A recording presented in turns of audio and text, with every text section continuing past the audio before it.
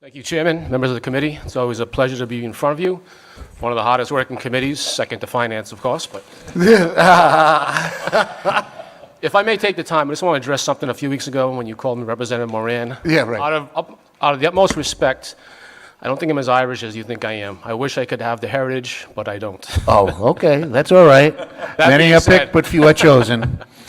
H565, I submitted on behalf of some constituents who have issues with some of the vaccines and wanted this philosophical choice reinstated.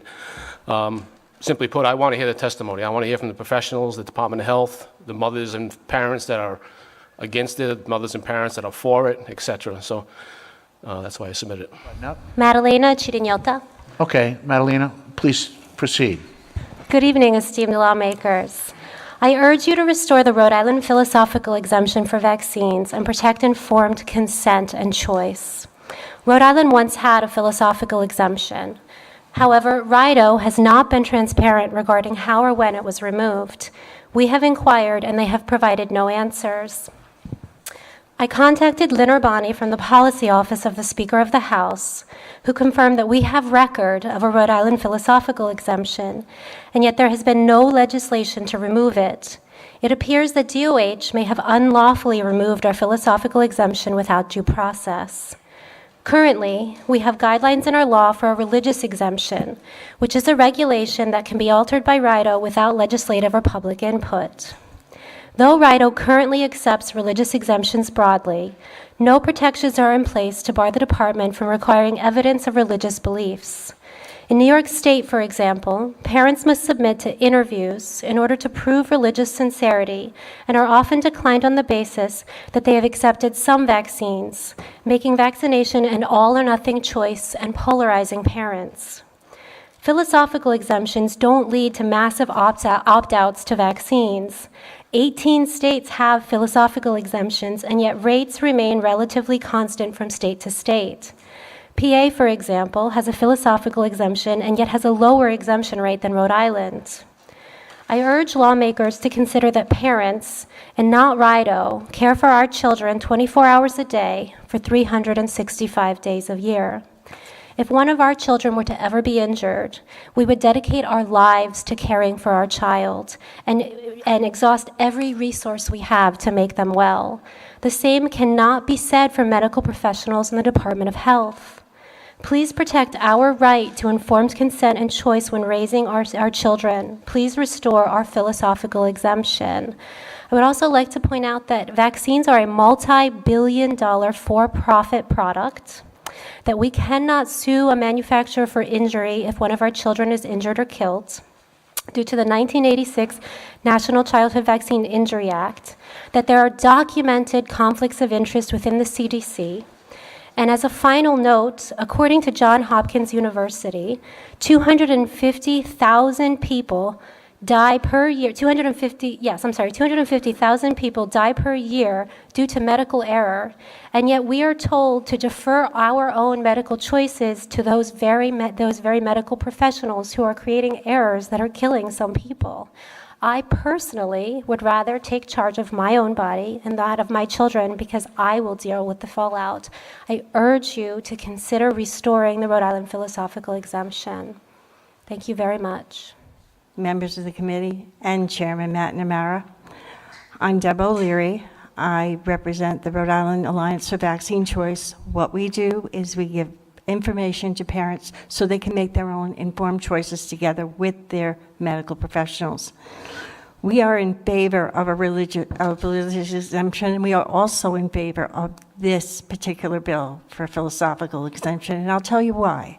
Because in 1983, when my first child was born, they received 3 vaccines. As my children grew older, there were more added to the schedule, and now, present day, there are 72 vaccines, if you include the 2 that are recommended for pregnant women. This bill will not prevent anyone from getting a vaccine if they want one, but it will enable parents to look at each vaccine individually with their doctor and see what is right for their family. There are many vaccines that have exceptions for certain people with certain conditions. There is a condition that is genetic, and it's called the MTHFR gene mutation, and many people should not be vaccinated with certain vaccines because of that mutation. What this bill will do, it will allow parents to look at each vaccine individually with their doctor and decide what is best for them, and not have to adhere to a one-size-fits-all schedule. I want to begin with a quote by Helen Keller because it perfectly describes the paradigm of compulsory vaccinations. Security is mostly a superstition. It does not exist in nature, nor do the children of men as a whole experience it. Avoiding danger is no safer in the long run than outright exposure. The fearful are caught as often as the bold. I'm the adoring mother of 4 children. 2 of them are vaccine injured. My youngest is completely unvaccinated and shares none of her siblings' medical struggles. I am also the wife of a vaccine injured service member. 1 year of mandatory vaccinations and my healthy husband developed an autoimmune disease. This means half of my family suffers from irreversible vaccine damage. I personally feel very blessed that I'm able to utilize the religious exemption Rhode Island currently has in place. The deeper I investigate, the more concrete my convictions are that vaccines go against God's nature and design. My sister is a mom. She too has witnessed the negative effects of vaccines in my family. She questions their safety, efficacy, and their potential for long-term risks. These are not radical concerns. They're her natural instinct to protect her babies. When I suggest an exemption, she asks me, on what grounds? You see, my sister is an atheist. She cannot conscientiously claim a religious exemption when she practices no religion. She shouldn't have to violate her inner values and lie on a government form to obtain the same right to refuse vaccinations that I have. This bill would expand medical freedom and reinstate parental rights to make health-related decisions based on personal and philosophical reasoning, and that is why I support it. Thank you. Good evening, Chairman McNamara, members of the committee. My name is Christine. My family and I live in Providence. First of all, I'd like to give my deepest gratitude to Representative Mike Moran and to all 14 co-sponsors of this very good and important bill. I would also like to give a very big thank you to the committee for the opportunity to talk about taking back our right to use a philosophical exemption for the people of Rhode Island. My husband and I are proud parents of 2 wonderful and amazing children. Both have been vaccine injured. Our daughter in particular suffers from multiple and at times debilitating autoimmune diseases that were triggered by adverse reactions from her early childhood vaccinations. Her pain, her suffering, and her ongoing medical challenges, along with the obscene absence of justice surrounding her experiences, as well as our son's, is what inspires me to be here today and whenever there is a legislative debate that involves vaccine policy. I ask you, our Rhode Island lawmakers, to always be mindful of the fact that there are people in Rhode Island who have suffered severe, debilitating adverse reactions from their vaccines that have resulted in permanent disabilities and chronic diseases in themselves and their children. Tonight I'm here representing my family to give our full support to H565, a bill to take back and restore the philosophical exemption for Rhode Island. I implore you all to protect one of our most basic human rights, the right to choose to opt out of the medical procedure of a vaccination without duress, coercion, or threat of exclusion from school or employment. The philosophical or personal belief exemption choice was once a legal choice in the state of Rhode Island. And my fellow advocate also she talked a little bit about that. So in the interest of time, I'm going to skip ahead, if that's okay. Smart. I learned my lesson last time. And I know that many folks are concerned about measles, and that is on everyone's radar. Thank you. My name is Ellen Schaefer, and I'm speaking in support of H565. I did submit some written testimony and also emailed the committee.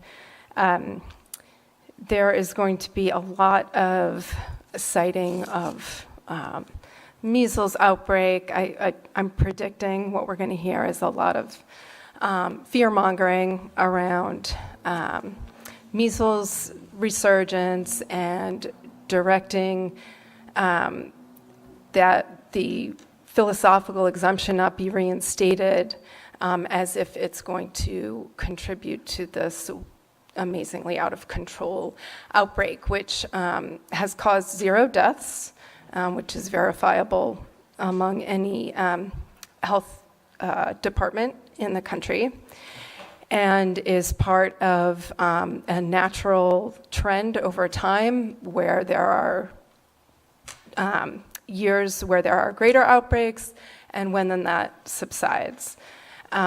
So it really has nothing to do with reinstating a philosophical exemption that is part of our innate right to begin with and had no business being removed from being codified into law. This is the citizens claiming what's already inherently and rightly theirs. It has nothing to do with the religious exemption because these are people who are merely exercising their own thoughts, their right to their bodily integrity, and it is also completely compatible with responsible and responsive public policy for infectious disease, which includes quarantine. And it's important to be reminded that measles is not even considered by our federal government. In conclusion, it's not even considered by our federal government to be a quarantine disease. thank you. I'm Deborah Jennings. I'm a nurse. I was injured by the hepatitis B vaccine. I have an autoimmune condition from that's ongoing.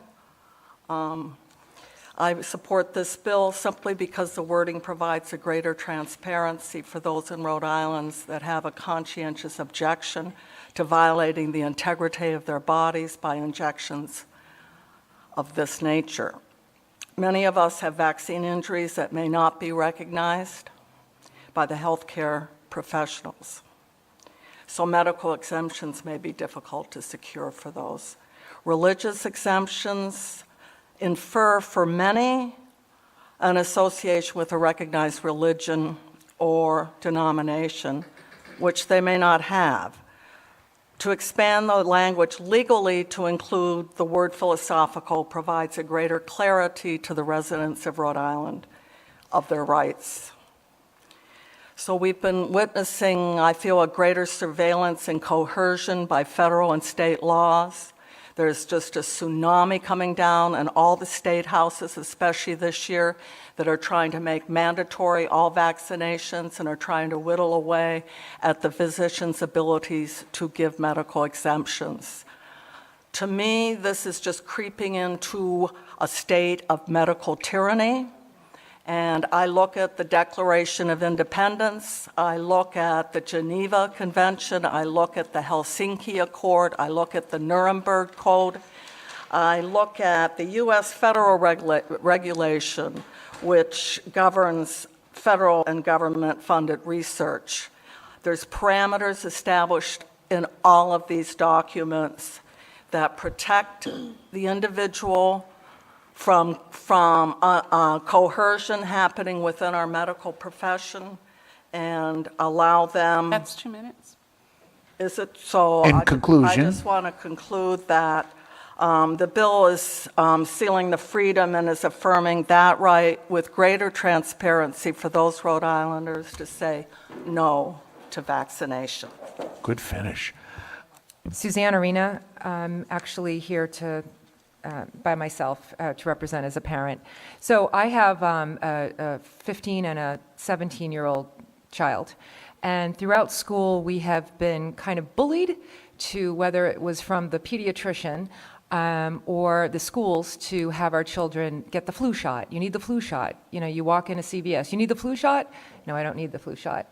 And then you go to places like the school, the HPV, which is that's the one that bothered me the most. I have a niece and a nephew, brother and sister, that got the MMR. My sister has autoimmune deficiency, and both children ended up at around 18 months having high fever, and at the end of the week, both have autism. One was hospitalized and state an institution.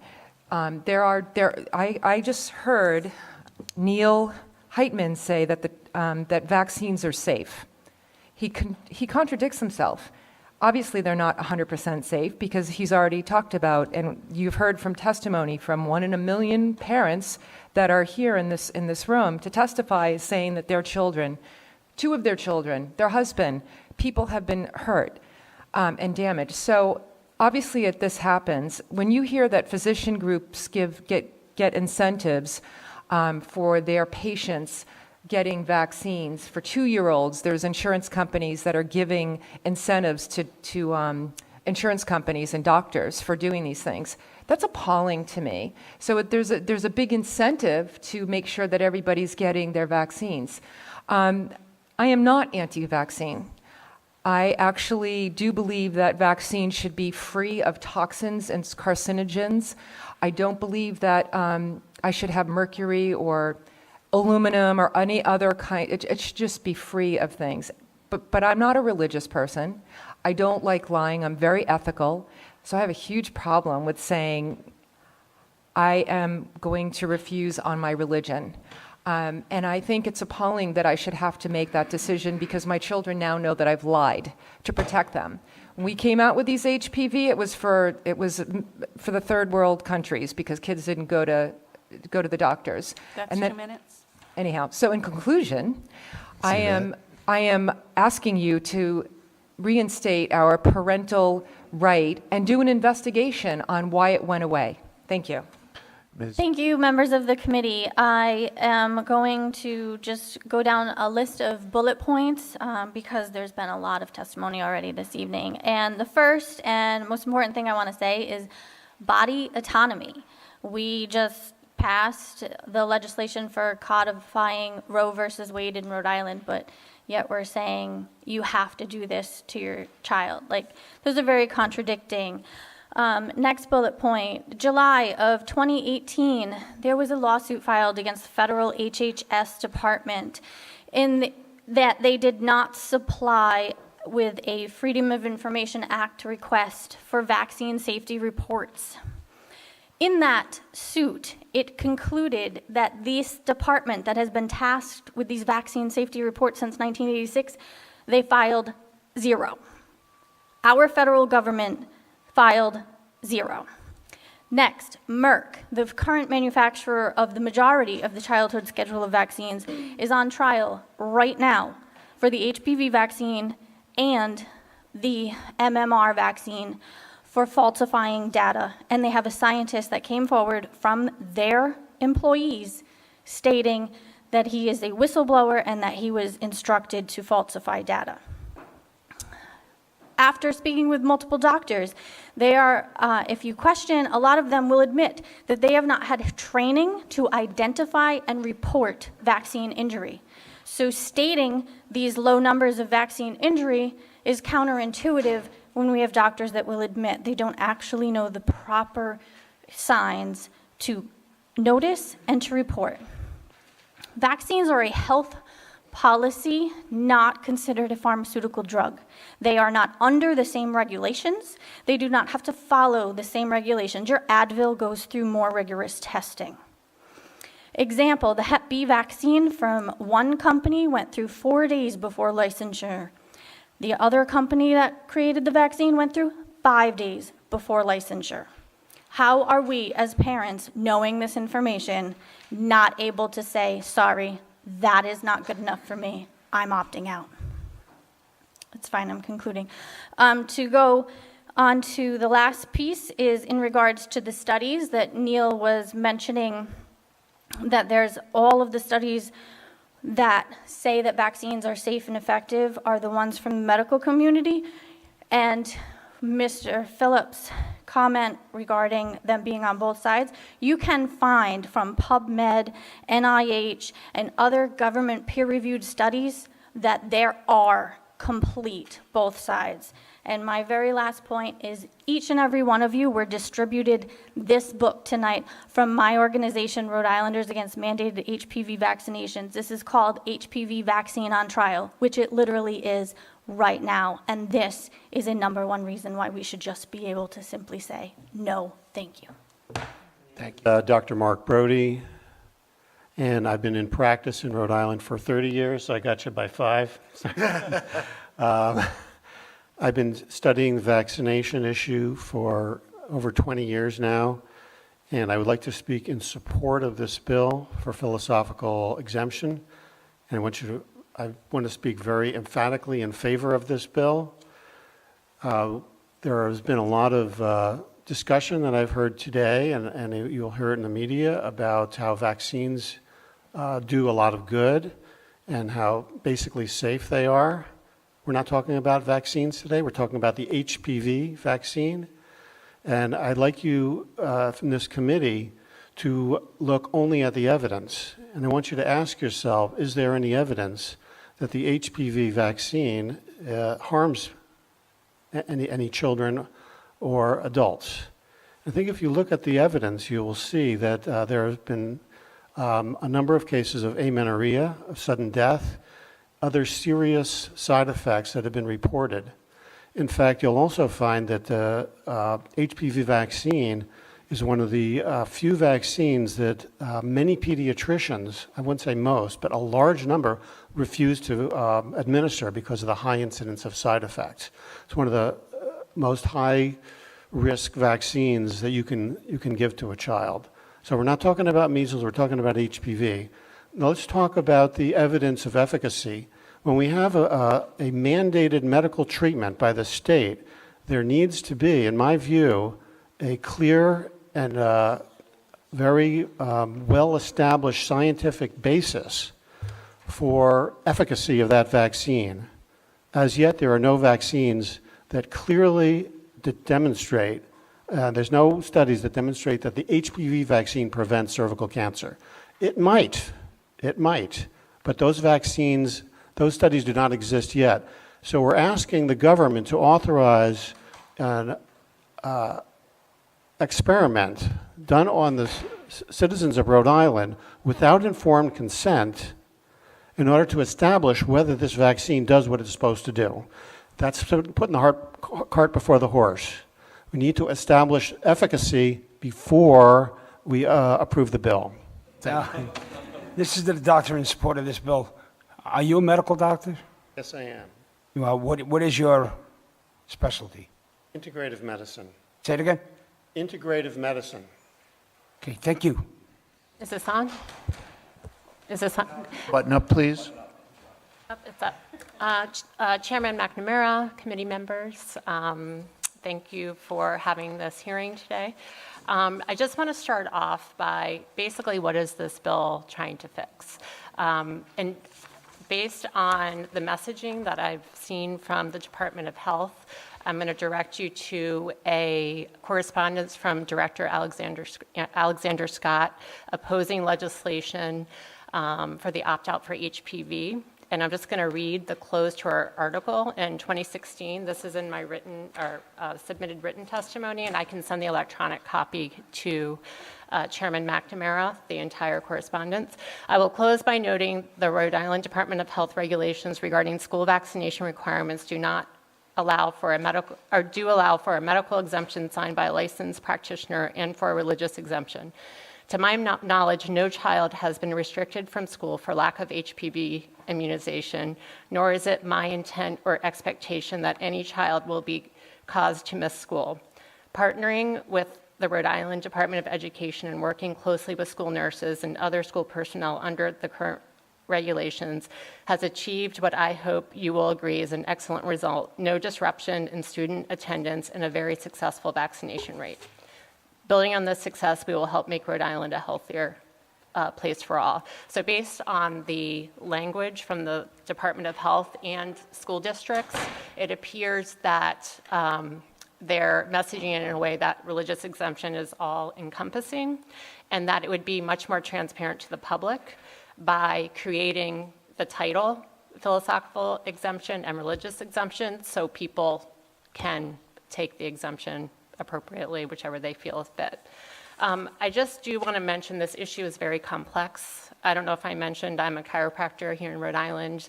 I'm a parent. I've spent hours and years of research on vaccinations for my own child. I see it as two issues. One is a legal issue. Who gets to decide, the parent or the government? Many parents would rather choose whether they choose to vaccinate or not. I do agree with someone earlier how state houses across the country are being inundated with their personal freedoms, medical freedoms being taken away. There's also bills being introduced to allow for vaccination without parental consent. That's one of my main issues. In conclusion? In conclusion, I feel that instead of putting the onus on taking away medical freedoms, if people have safety concerns, we should be encouraging the Department of Health to encourage federal regulators to have better safety testing. And I have information here that I'm going to leave for you on safety, instead of putting the onus on the public to be expected to accept potentially unsafe interventions. Hi, my name is Kim Bucket, and I'm a parent from Barrington, Rhode Island. If my voice shakes a little, I've never been in a forum like this before, but I'm very passionate about this because of my own children's experience.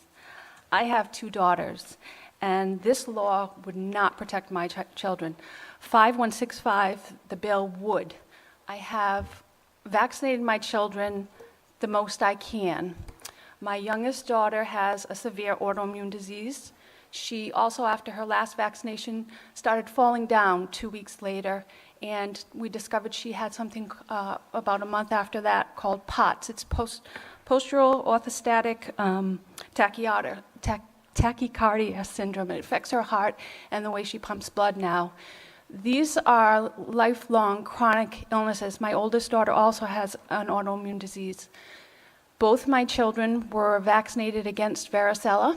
They both did contract varicella. My youngest one has had it twice because she does not have natural immunity, and she can get it for the rest of her life. These things are concerning. You know, you're told it's almost a religion, these vaccines, but you're not given all the facts until you really start to look, or you see your own child get these injuries, and then you start to question and wonder, and God forbid you do that, because then you're a villain. You know, the kids in 1986 had about a 12% rate of chronic illness. Now it's 54%. I mean, we're not making healthier children. We're not. We're making them sicker. So it does need to be looked at. And I'm not blaming doctors. Believe me, I'm not. I have some great doctors, but they don't make policies. They implement them. So they're told that these are safe, but the people doing the studies are the vaccine companies. They're telling the government they're safe. They're saying we have the studies. They're telling the doctors we have the studies. The doctors believe them because it's their job. They want to protect you. And I believe there are sides in both. You can hurt a child just as much with a vaccine as not giving it to them. I wish I had more of information. I don't think my child would be in the state that she is now. That's 2 minutes. And, you know, In conclusion, there are risks. Look at VAERS. There are risks to these vaccines, and where there is risk, there must be choice.